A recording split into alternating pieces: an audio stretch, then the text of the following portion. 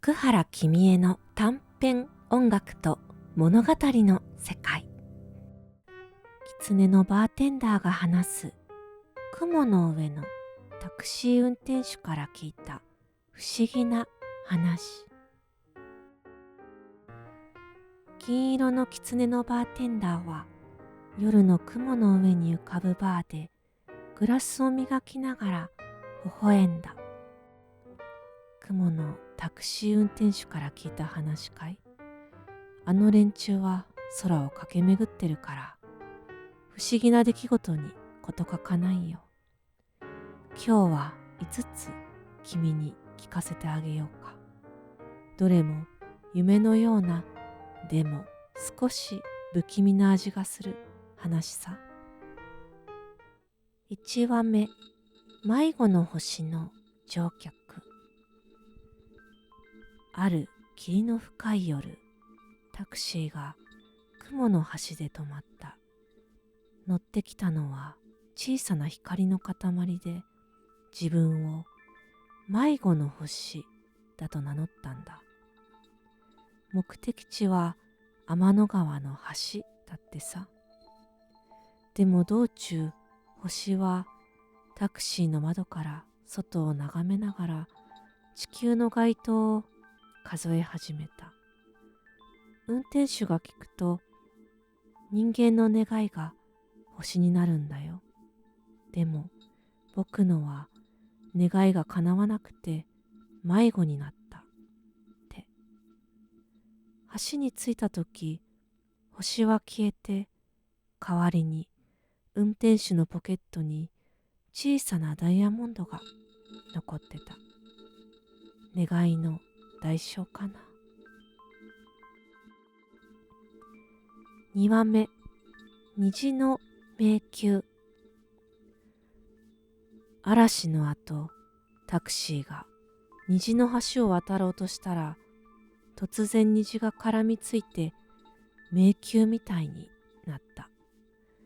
乗客は老いた風のせいで、この迷宮は忘れられた夢の残骸だって言ったよ。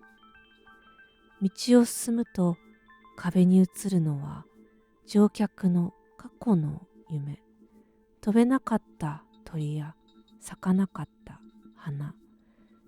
出口を見つけたとき、運転手は自分の夢も壁に映ってた。虹が溶けると乗客は消え、車内に甘い雨の匂いが残った。あれは夢を盗む迷宮だったのかもね。3話目、月の幽霊。満月の夜、タクシーが月の影に呼ばれた。乗ってきたのは透き通った幽霊で、月の裏側から来たって。目的地は雲の墓場さ。道中、幽霊はささやくように話した。月は人間の秘密を溜め込んでる。僕はその一つ、忘れられた恋の記憶だよって。墓場に着くと、幽霊は雲の魂に溶け込み、運転手に銀の涙を一滴くれた。それを飲むと、運転手は一晩中知らない恋の夢を見た。不思議なつながりだろう。4話目、時を遡る雲。霧雨の朝、タクシーが古い雲の層に迷い込んだ。乗客は時間のない時計を持った男で、過去の空へってリクエスト。突然雲が渦を巻いて、車は中世の空に飛ばされたよ。そこで見たのはドラゴンが飛ぶ空と騎士の影。男は僕の祖先の間違いを直すって降りていった。戻ってきたとき、運転手の時計が逆回転してた。あの雲は時間を曲げるもんだったんだろうな。5話目、ささやく風の秘密。静かな夜、タクシーが風の渦に巻き込まれた。乗客は見えない声だけで、風の耳だって自己紹介。目的地は沈黙の雲さ。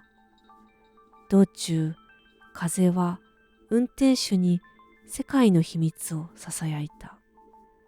失われた大陸の場所や星の歌の歌詞。でも、聞く代償は自分の秘密を風に渡すことだって。